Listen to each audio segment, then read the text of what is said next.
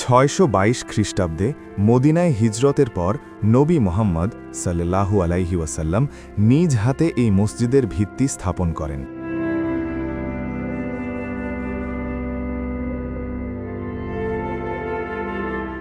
শুরুকে এটি ছিল খেজুর পাতা এবং মাটির দেয়াল দিয়ে তৈরি একটি সাধারণ কাঠামো।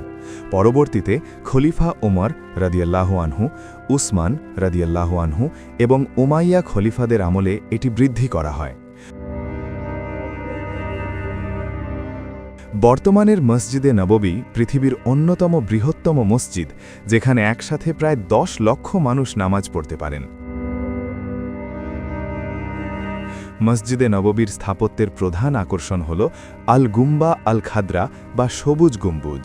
১৮১৭ সালে উসমানীয় সুলতান মাহমুদ এটি নির্মাণ করেন এবং ১৮৩৭ সালে এটি প্রথম সবুজ রঙে রঞ্জিত করা হয়।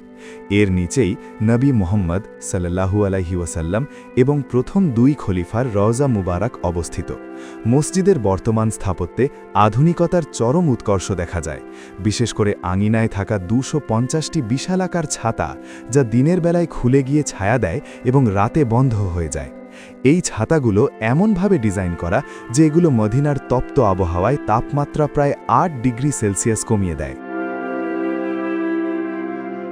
CTC news, Canada.